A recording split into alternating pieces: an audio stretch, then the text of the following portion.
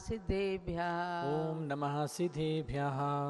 ओम ह्रीं विश्व शांतिकराय श्री ऋषभदेवाय नमः। ओम ह्रीं विश्व शांतिकराय श्री ऋषभदेवाय नमः। ओम ह्रीं श्री ऋषभदेव भरत बाहुली स्वामीभ्यो नमः। ओम ह्रीं श्री ऋषभदेव भरत बाहुबली स्वामीभ्यो नमः। ओम ह्रीं श्री धर्मनाथ तीर्थंकराय नमः। ओम ह्रीं श्री धर्मनाथ तीर्थंकराय नमः। ओम ह्रीं गौतम गणधर स्वामिने नमः। ओम ह्रीं गौतम गणधर स्वामिने नमः। ओम ह्रीं श्री शांति सागराचार्य परमेश्वरिने नमः। ओम ह्रीं श्री शांति सागराचार्य परमेश्वरिने नमः। ओम ह्रीं श्री वीर सागराचार्य परमेश्वरिने नमः। ओम ह्रीं श्री वीर सागराचार्य परमेश्वरिने नमः। ओम ह्रीं गणिनी प्रमुख श्री ज्ञानमती मात्रे नमः। ओम ह्रीं गणिनी प्रमुख श्री ज्ञानमती मात्रे नमः। भव्यात्माओं, आप सब तीर्थ पर आए हैं। तीर्थ माने तीर्यते संसार सागरो येन असौ तीर्था, अर्थात संसार एक बहुत बड़ा सागर है, समुद्र है, और उस संसार के समुद्र से जो तिराता है, पार लगाता है, उसे कहते हैं तीर्थ। क्योंकि कोई नदी, कोई समुद्र, कोई सागर नाव के द्वारा पार किया जाता है। तीर्थ भी हमारे लिए नाव के समान है, क्योंकि संसार बहुत बड़ा समुद्र है, सागर है, जिसके अंदर अनादिकाल से हम सब गोते लगा रहे हैं। और अब तीर्थ यात्रा करके अपने चतुर्गति की यात्रा को समाप्त करने का पुरुषार्थ करना है। और तीर्थों में तीर्थ है अयोध्या तीर्थ और सम्मेद शिखर, जिसे किसी ने बनाया नहीं, किसी ने बसाया नहीं, अनादि है, युगादि तीर्थ है, आदि तीर्थ है, शाश्वत तीर्थ है, ऐसा ये अयोध्या है। और इसका अयोध्या भी नाम क्यों है? जो युद्ध में कभी भी किसी दुश्मन के द्वारा जीता नहीं जा सकता। चाहे कभी किसी ने अयोध्या को समाप्त करने की कोशिश भी की, लेकिन अयोध्या के रूप में ही हमेशा शाश्वत रहा। यहाँ जब प्रलय भी आ जाता है, शास्त्रों में कथन है कि जब धरती पर कभी प्रलय भी आता है, तो इन दो तीर्थों पर, केवल सम्मेद शिखर और अयोध्या, इन दो तीर्थों के नीचे मंगल कलश और स्वस्तिक के चिन्ह पाए जाते हैं। समझे ना? जब प्रलय आती है तो इंद्र ढूंढने के लिए निकलता है कि अयोध्या कहाँ है, सम्मेद शिखर कहाँ है, तो उसे कलश का चिन्ह और स्वस्तिक का चिन्ह मिलता है, जिससे पहचान होती है कि हमारे लिए ये शाश्वत तीर्थ हैं। और इनके लिए कहा गया कि एक बार बंदे जो कोई, ताहि नरक पशु गति नहीं होई। जो एक बार इन तीर्थों की वंदना कर लेते हैं, उनके नरक और पशुगति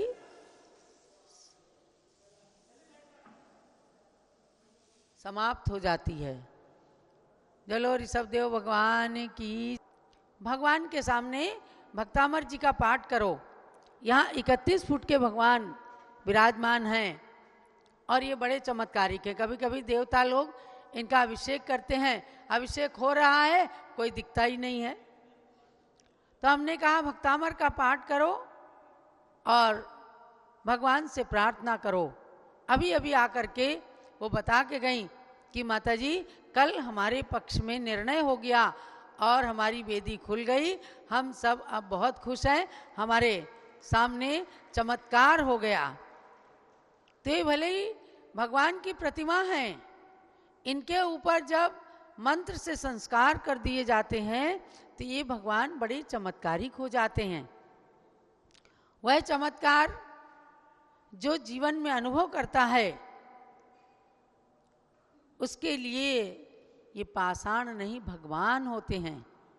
इसलिए आपको जानना है कि पाषाण के अंदर जो भगवान बन गए और जिनके अंदर पंच कल्याणक के संस्कार हो गए, उन्हें साधारण मत समझना। एक नीति वाक्य के अंदर कहा गया, गुरौ मानुष्य बुद्धिस्तु मंत्रे चाक्षर बुद्धिकम प्रतिमायाम शिला बुद्धिम कुर्वाणो नरकम ब्रजेत। क्या कहते हैं कि गुरु के अंदर अगर हमने समझ लिया जैसे हम ऐसे ये, लेकिन गुरु गुरु होता है, उसके अंदर साधारण मनुष्य की बुद्धि नहीं करना। अगर गुरु ने कहा है कि तुम जा करके विद्या की सिद्धि करो, तो पुष्पदंत भूतबली ने जाकर विद्या की सिद्धि करी और जो काणी और बड़े बड़े दांत वाली देवी आई, उन्होंने समझ लिया कि मंत्र में कोई अशुद्धि है, मंत्रों को शुद्ध किया, जाके गुरु को बताया और उससे विद्या सिद्ध हो गई, अच्छी देवियां आ गई। गुरु ने समझ लिया कि हमारे दोनों शिष्य बहुत होशियार हैं, तो गुरु के आशीर्वाद से सब कुछ होता है। इसलिए गुरु में कभी साधारण मनुष्य की बुद्धि नहीं करना। और मंत्रे चाक्षर बुद्धिकम, नमोकार मंत्र है, ओम है, अस्या उषा है, ये सब, इनमें साधारण बुद्धि नहीं मानना। मंत्र मंत्र हैं, एक तो आ ई का खा गा गा अंगा ABCD, ये साधारण अक्षर हैं, लेकिन इन अक्षरों को मिला करके जब मंत्र बन जाते हैं तो मंत्र हमारे लिए संसार से पार करने में कारण बन जाते हैं। नमोकार महामंत्र 84 लाख मंत्रों का जनक बन गया। भक्तामर स्तोत्र एक एक अक्षर जोड़ करके ही तो बना। जो अक्षर हैं, स्वर और व्यंजन, उनको जोड़ के ही बना। लेकिन भक्तामर के अंदर इतनी शक्ति आ गई कि देखो, जो मंदिर के दरवाजे बंद किए गए थे वो खुल गए। भक्तों की भावनाएं मंत्र के प्रति बनती हैं, श्रद्धा की बनती हैं, और फिर वो श्रद्धा चमत्कार का रूप ले लेती है। तो मंत्र में साधारण अक्षर की बुद्धि नहीं लगाना। और प्रतिमायाम शिला बुद्धिम, प्रतिमा जो भगवान की प्रतिमा है, इनको साधारण शिला मत समझना, साधारण धातु मत समझना कि ये तो पीतल है, ये सोना है, ये चांदी है। नहीं, उस धातु ने, उस शिला ने प्रतिमा का रूप धारण कर लिया है, इसलिए अब हमारी श्रद्धा की केंद्र बन गई। और जो ऐसा करते हैं, गुरु को साधारण मनुष्य मान लेते हैं, मंत्र को केवल अक्षर मान करके शुभम चक्रवर्ती जैसा उसका अपमान करने लगते हैं, या प्रतिमा को अनादर भाव से देखते हैं, तो वो नरक का द्वार खोल लेते हैं, उनकी सुगति नहीं होती। देखो अंजना ने क्या किया था। अंजना ने रानी कनकोदरी की अवस्था में एक प्रतिमा को बावड़ी में डाल दिया था। सबको कहानी तो पता होगी।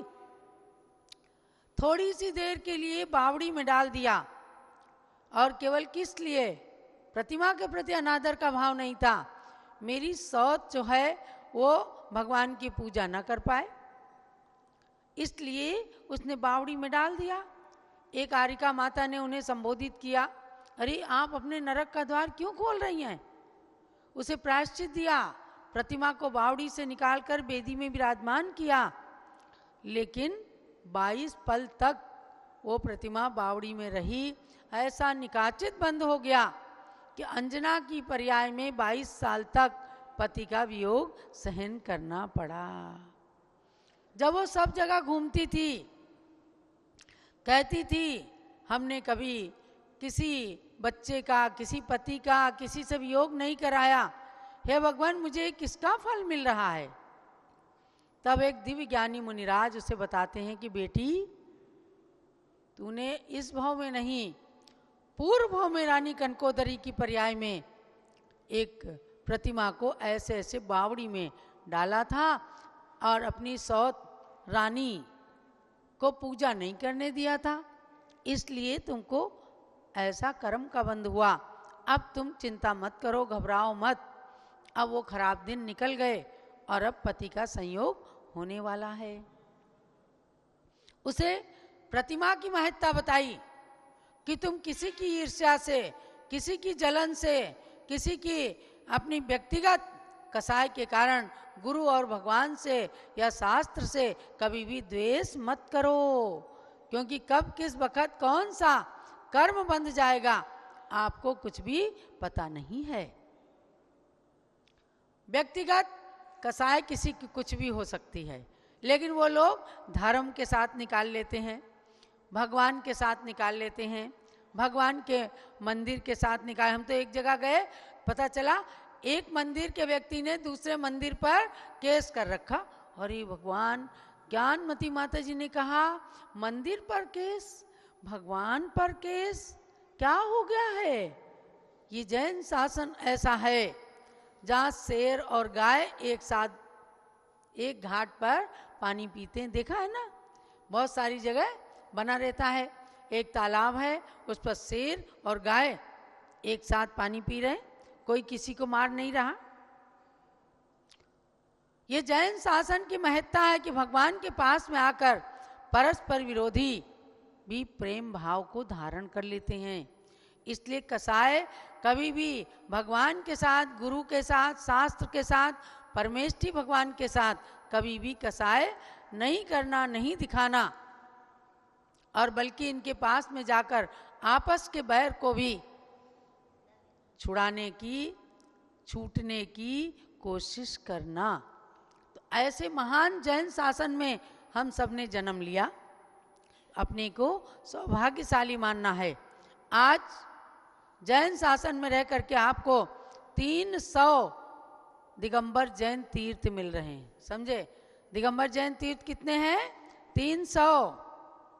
और मंदिर पूरे भारत के अंदर 16,000 मंदिर हैं। एक जयपुर के अंदर चले जाओ, 300 मंदिर मिल जाएंगे।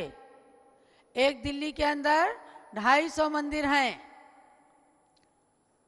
तो मंदिरों की संख्या हमारे बुजुर्गों ने और उस परंपरा ने बढ़ाई है, यानी कि हमारे धर्म ध्यान के केंद्र ये बढ़े हैं।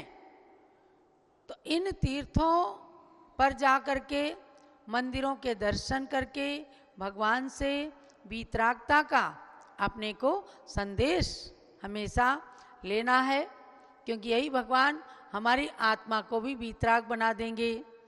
हम चिंतन करें कुछ क्षण के लिए कि हमारी आत्मा भी ऐसी तो है, कर्मों से ढकी है, हम संसार में हैं, कर्म बंद कर रहे हैं, इसलिए हम आत्मा के भगवान पने को समझ नहीं पा रहे हैं।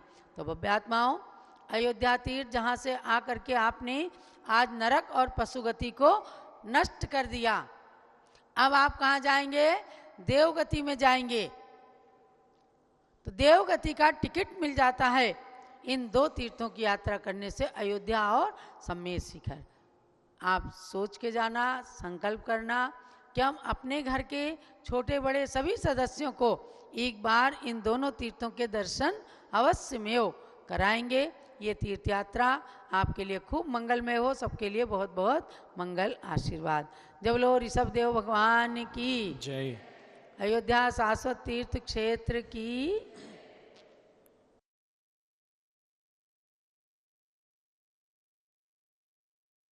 यहाँ 3 लोक रचना जो बनी हुई है हसनापुर में और अयोध्या में भी, हम और आप 3 लोक के भगवंतों की वंदना करते हैं।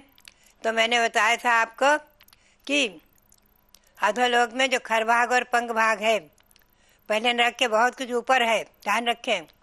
उसमें भवनवासी देवों के 7,72,00,000 जिन मंदिर और व्यंतर देवों की तो असंख्यातों जिन मंदिर, जिनकी एक राज्य चौड़ा है, ये मध्यलोक। ऊपर हम आएंगे तो ऊपर 7 राज्यों में हम 21 भाग करेंगे। आप ध्यान में रखें, 21 भाग में एक भाग तो मध्यलोक का है जो 1 लाख योजन ऊंचा है, बस, जिसकी ऊंचाई केवल 1 लाख योजन है, जो कि राज्यों में बिल्कुल सरसों बराबर। ऐसे 1 लाख योजन ऊंचा मानुष ये मध्यलोक, इसमें बीचों बीच में सुमेरु पर्वत है जो कि जम्बूद्वीप में है। जम्बूद्वीप के विधेय क्षेत्र में आता है। इस जम्बूद्वीप में ही हम आप पर रह रहे हैं। तो जम्बूद्वीप में आप संक्षेप में चलेंगे तो आकृतिम जिन मंदिर 78 हैं, उनकी संख्या हम आपको गिनाएंगे। पहले तो देखो, हिमवन, महाहिमवन, निषद, नील, रुक्मी और शिखरी, ये 6 कुलाचल माने गए, 6 पर्वत। पुनश्च एक गोल जम्बूद्वीप है, दक्षिण से है, और उसके अंतर्गत 7 क्षेत्र हैं। पहला क्षेत्र है भरत क्षेत्र, फिर हेमवत, हरि, रम्यक, हैरणवत, ऐरावत, तो बीचों बीचों विदेह है। भरत, हेमवत, हरि, विदेह है, तो विदेह क्षेत्र में कर्म भूमि भी है, भोग भूमि भी है। और भरत क्षेत्र में भोग भूमि 5 विभाजन हो गए, 6। बीचों बीचों विचार पर्वत है। फिर हिमन पर्वत के बीचों बीच से गंगा सिंधु नदी निकल करके गिर करके अविभाजन कर देती हैं, तो 6 खंड हो जाते हैं। तो सबसे प्रथम दक्षिण का आर्यखंड है, उसी में आज का सारे विश्व का नक्शा, सारा विश्व इसी आर्यखंड में है। ध्यान रखें आप, इस जम्बूद्वीप के भरत क्षेत्र के आर्यखंड में। और 5 मिलेक्ष खंड हैं। 5 मिलेक्ष खंडों में जाति से मिलेक्ष सब नहीं है, ध्यान रखें, वो मिलेक्ष खंड कहलाता है। तो क्षेत्र की अपेक्षा वो मिलेक्ष है। और जाति में उसमें क्षत्रिय कुलो चिता चिन्ह जन्मा है। ऐसा आया है कि क्षत्रिय कुल के उचित भी आचार विचार वाले वहाँ हैं, और उच्च गोत्र कुल वाले भी हैं। वहाँ पर भले कुल गोत्र जाति स्पष्ट नहीं है, अस्पष्ट है, लेकिन फिर भी है। तो ध्यान रखें, वहाँ जो है इस जम्बूद्वीप के आर्यखंड में 5 मिलेक्ष खंड और 1 आर्यखंड। और उसके बाद हेमवत क्षेत्र में केवल भोग भूमि है, और मध्यम ये शाश्वत भोग भूमियाँ हैं। और हरि क्षेत्र में भोग भूमि है। विदेह क्षेत्र में बीचों बीच में सुमेरु पर्वत है। और पूर्व और पश्चिम में 16 बक्षार पर्वत में 8 बक्षार पर्वत हैं, उसमें 16 विदेह क्षेत्र हैं। तो कुल मिलाकर के जम्बूद्वीप में 32 विदेह क्षेत्र हैं। विदेह क्षेत्र में 32 विदेह क्षेत्र हैं, 32 हिस्से हो गए जो कहलाते हैं। देखो, 4 तो बक्षार पर्वत और 3 विभंगा नदी, इन 7 से विभाजन करके 8 क्षेत्र हो गए। 2 तरफ बाउंड्री दीवार जो वेदिका कहलाती है, स्वर्णिम वेदिका। तो इस प्रकार से इस विदेह क्षेत्र में आप अगर इसको पूरी अच्छी तरह समझना है तो हस्तिनापुर में खुले मैदान में निर्मित जो जम्बूद्वीप है, लगभग 101 फुट में निर्मित है, उसमें आप देखेंगे तो आप बहुत स्पष्ट पाएंगे विदेह क्षेत्र की रचना। जम्बूद्वीप के भरत क्षेत्र के आर्यखंड में 6 खंड की रचना, आर्यखंड और 5 मिलेक्ष खंड की रचना। हेमवत क्षेत्र, हरि क्षेत्र, 14 नदियाँ, गंगा, सिंधु, रोहित, रथ आदि, ये सब भी जो है वर्णन, वो सब आपको हस्तिनापुर में कृत्रिम जो निर्मित किया गया जम्बूद्वीप, और जो मैं उसके बारे में ज़रा संक्षेप में आपको बताऊं। ईस्वी सन 1965 में मैं श्रवणबेलगोल में थी आरिका संघ सहित, और वहाँ पर पर्वत पर एक बार भगवान बाहुबली का ध्यान कर रही थी। बाहुबली का ध्यान करते करते करते करते लगभग तिथि हमें कुछ स्मृति में है कि आश्विन शुक्ला सप्तमी थी। ध्यान करते करते अकस्मात हमारे ध्यान में वहाँ चतुर्मास किया था श्रवणबेलगोल में। तो ध्यान करते करते अकस्मात हमें जो है बाहुबली की चरण सानिध्य में ध्यान करते करते 15 दिन मैं पर्वत पर रही थी, आहार के लिए नीचे आती थी। तो वहाँ पर जो है भट्टारक जी ने व्यवस्था बना रखी थी मेरे लिए। मैं 2 आरिकाएँ रहती थी और सब आरिकाएँ नीचे थी तलहटी में। तो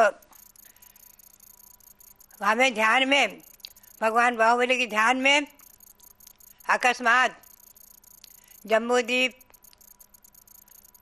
और धात्रीखंड, पुष्करार द्वीप, मानसरोवर पर्वत से लेकर 13 द्वीप तक सब रचना जैसे मान लो आकाश से अवतरित हो रही है, ऐसे ध्यान में सब दिखती गई। और मुझे एक अद्भुत आनंद आया, अद्भुत प्रकाश हुआ भगवान बाहुबली की कृपा से। पुनः से 9 बजे, सुबह 4 बजे ध्यान करके मैंने पाया, और 9 बजे जो आहार को आई तो उससे 15 दिन मैंने मौन रखा था। तो मौन से मैं अपने कमरे में जाकर त्रिलोक सार निकाला, और त्रिलोक सार निकाल करके वो मिलान करने लग गई कि जो रचना मेरे ध्यान में आई है वो त्रिलोक सार में जो कि त्यों है। पहले हमने स्वाध्याय किया हुआ था थोड़ा बहुत, तो एकदम उसको जो कि त्यों पाकर बहुत मन में खुशी हुई, बहुत प्रसन्नता हुई। ऐसा लगा कि ये साक्षात सचमुच की है और कल्पना नहीं है, केवल कल्पना नहीं है। 13 द्वीप तक 458 दिन मंदिर हैं, उनके दर्शन करते गई। 458 मंदिरों के दर्शन कर लिए क्रम से ध्यान में। मुझे बहुत आनंद आया, बहुत संतुष्टि हुई, मैं बहुत प्रसन्न हुई। हमारी सब जब आरिकाएँ थी नीचे, उन्होंने प्रश्न किया, अम्मा बताओ बहुत खुश हैं, क्या है। मैंने कॉपी में लिख कर दिया कि आज मुझे ध्यान में 13 द्वीप की रचना उपलब्ध हुई है, जम्बू द्वीप की रचना, 458 दिन मंदिर दिख गए हैं और उनके मैंने दर्शन किए हैं। बहुत प्रसन्नता थी। फिर ध्यान पूर्ण करके जब मैं नीचे तलहटी में रहने लगी तो भट्टारक जी ने सबने आग्रह किया कि माता जी वो ध्यान के जो मंदिर आपने देखे हैं 13 द्वीप के 458, उनके बारे में हमको सुनाओ। और हमने सबको सुनाया, क्रम से सबको दर्शन कराए।